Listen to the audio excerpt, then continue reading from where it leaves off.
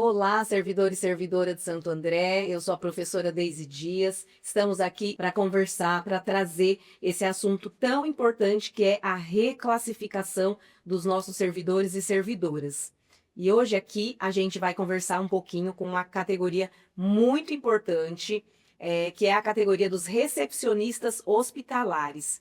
Então a gente vai entender um pouquinho o que é esse contexto do trabalho dos recepcionistas, qual foi esse histórico de valorização ou não, por que que precisa dessa reclassificação. Enfim, a gente vai entender um pouco como que funciona o dia a dia dessas meninas trabalhadoras. Digo meninas porque a maioria são de mulheres, né? Eu acho que hoje a grande maioria das recepcionistas hospitalares que entrou lá naquele concurso mais antigo são todas compostas por mulher.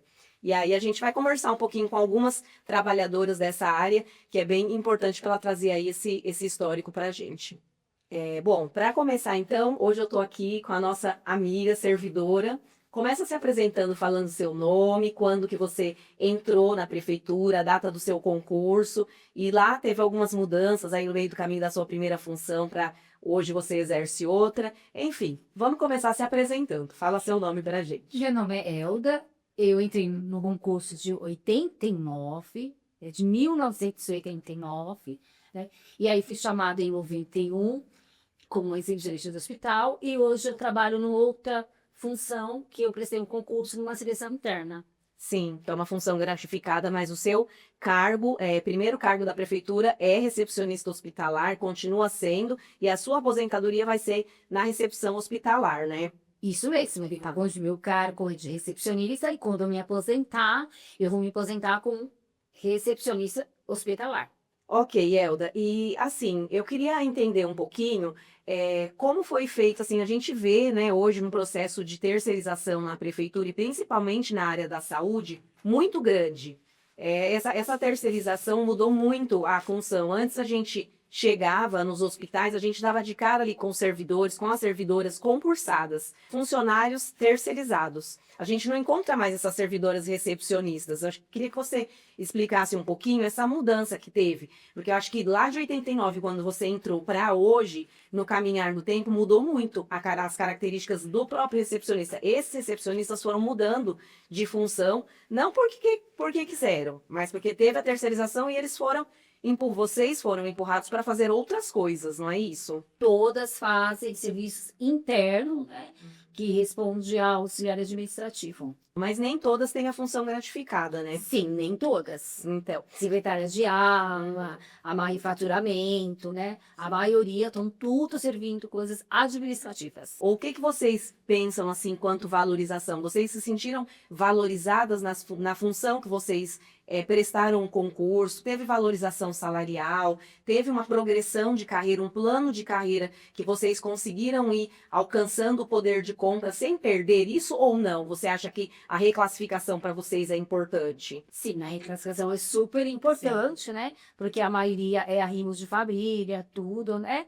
Então, é muito importante, porque e vai impactar uma quantia muito pequena, porque nós somos em 68 recepcionistas. Então, a reclassificação ela vem, acho que nesse sentido também, de valorizar a vida como um todo, a vida funcional como um todo, agregando ali, incorporando ao salário na aposentadoria. Acho que isso também é muito importante, né? Isso mesmo, é super importante. Bom, e para você, o que que é ser um servidor e servidora valorizado? Como que você sente que precisa ser essa valorização?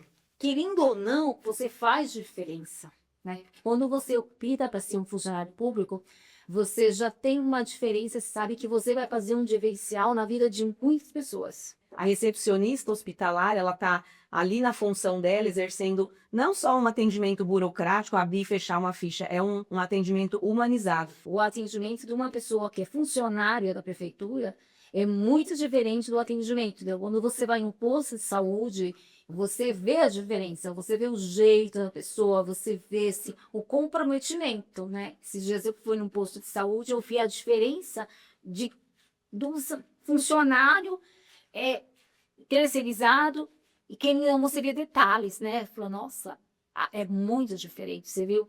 Querendo ou não, o funcionário público ele é muito comprometido com a sua função, mesmo não tendo um salário digno, ele é muito comprometido. Que bom ouvir isso, assim, eu fico muito feliz.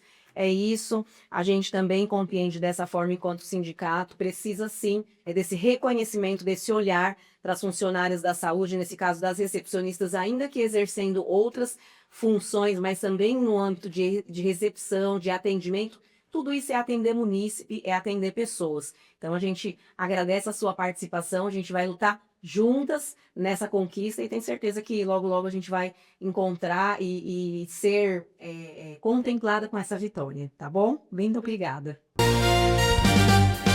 Olá, servidores e servidoras de Santo André, eu sou a professora Deise Dias e hoje nós temos aqui as recepcionistas hospitalares, que tem uma pauta muito importante de reclassificação e a gente vai entender um pouquinho esse histórico, né, da carreira delas, de como que foi lá no início, como está agora, para a gente poder compreender esse pedido. Hoje a gente está aqui com uma servidora muito importante, como todos os outros e outras, mas é uma servidora de bastante tempo na prefeitura, nessa função tão importante. Ela vai começar se apresentando aí para vocês. Pode falar seu nome, tanto de tempo. Vai entregar a idade, mas não tem problema. O tempo que você tem aí nessa função de tantos anos, né, Carol? E, enfim, com tanta história, né, para contar. Olá, servidores e servidoras de Santo André. Eu sou a Carolina Aparecida. Estou agora como diretora do Sindserv Santo André, mas o meu cargo é recepcionista hospitalar. Estou há 23 anos no cargo, né? Entrei no concurso de 2003, fui chamada no concurso de 2003, e desde então acompanho a nossa luta, as nossas dificuldades. Já passei por todas as UPAs, né? Comecei na UPA Central, aí fui para a UPA do Bangu, onde eu fiquei a maior parte do meu tempo. Sou muito grata dos vínculos, dos aprendizados que eu tive lá e acho que é muito importante agora a gente estar buscando essa valorização para o nosso cargo, né? Carol, me diz uma coisa, qual que é a atribuição, resumindo assim, a atribuição de uma recepcionista hospitalar? Lá, quando você entrou, durante esse período todo que você esteve aí nas UBAs, nos atendimentos, qual que era a atribuição? A atribuição principal de uma recepcionista hospitalar é atuar na área da saúde, no acolhimento, né, na elaboração de fichas, de resultados de exames e principalmente na empatia com o paciente, no chegar, no administrar situações de conflitos, porque a gente sabe que a nossa profissão ela não é valorizada, né? Nós todas sabemos, nós todos recepcionistas sabemos, mas é uma das profissões mais importantes porque é a linha de frente. Todo mundo chega primeiro na recepção. O que acontece de errado, a reclamação é na recepção. Então, administrar esses conflitos é uma atribuição muito importante. Você acolher o paciente, você saber direcionar o paciente para que ele não fique aguardando se ele está numa situação mais grave. Tem que ter esse olhar, né? Não é qualquer pessoa, tem que ter um preparo para isso. Então, é uma situação de você se colocar no lugar daquela pessoa como se fosse alguém da sua família. E a gente tem trabalhado muito isso. Todos os recepcionistas hospitalares, que são recepcionistas hospitalares mesmo, da prefeitura, tiveram essa formação, tiveram esse preparo, né? Mesmo depois do ingressar, nós tivemos um treinamento específico para criar essa empatia, esse olhar diferenciado, para cuidar do paciente e dos acompanhantes. Sim.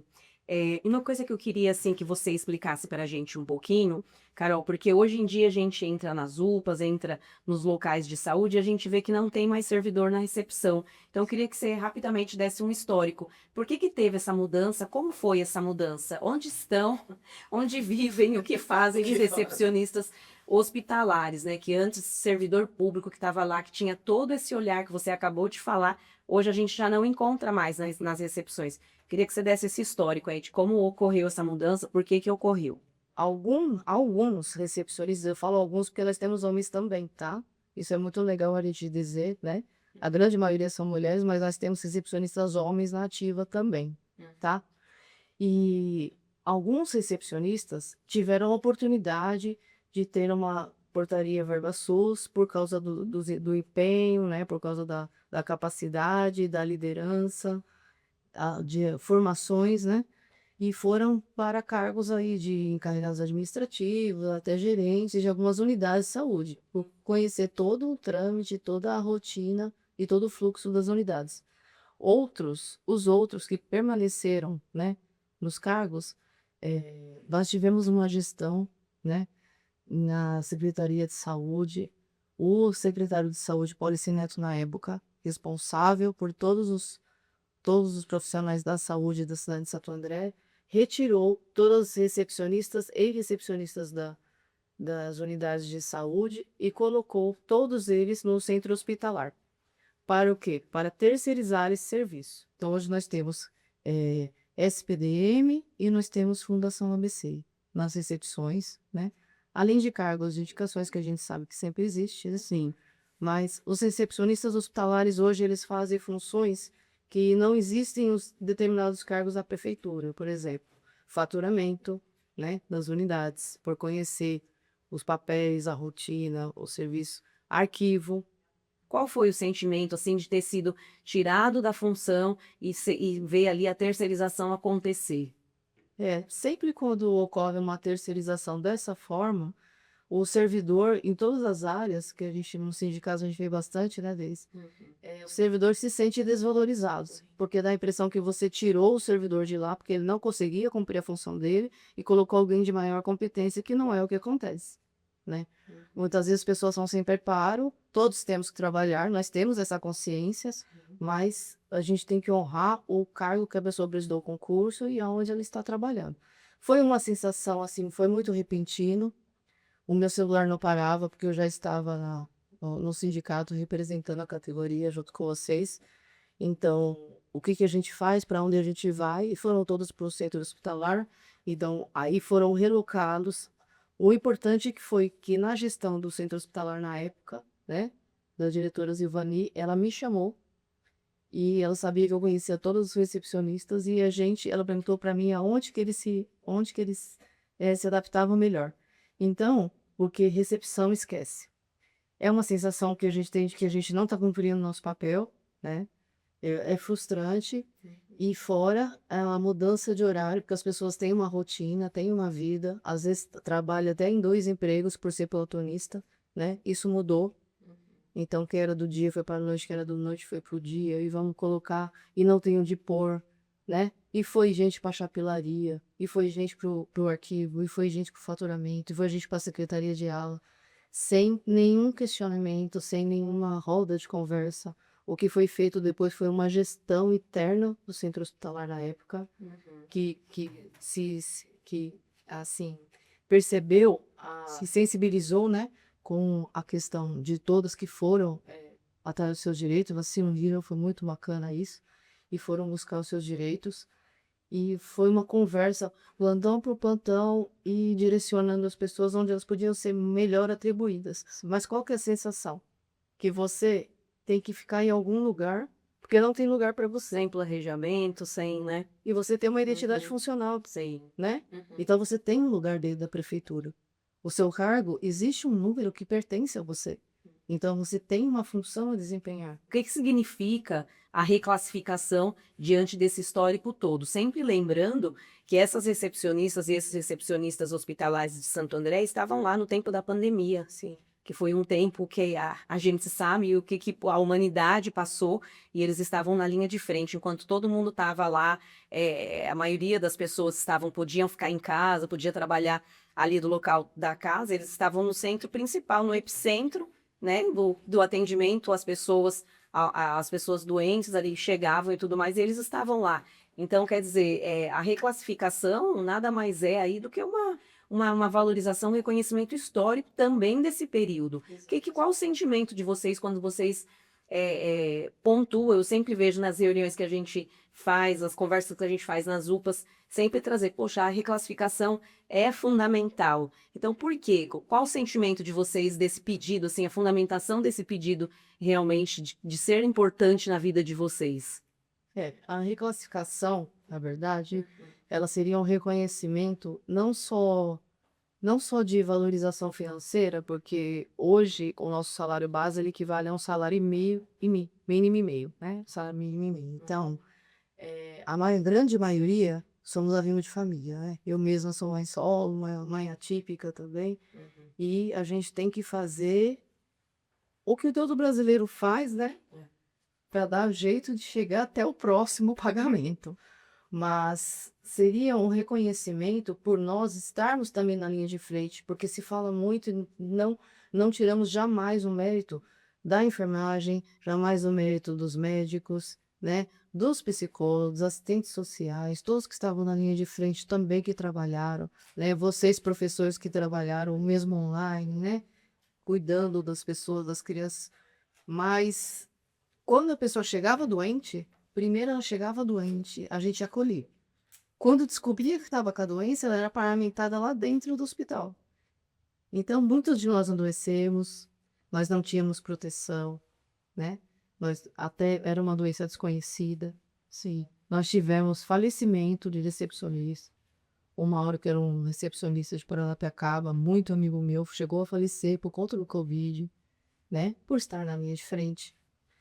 E é muito doloroso porque a pessoa está ali, mas ela também tem uma família, tem uma vida.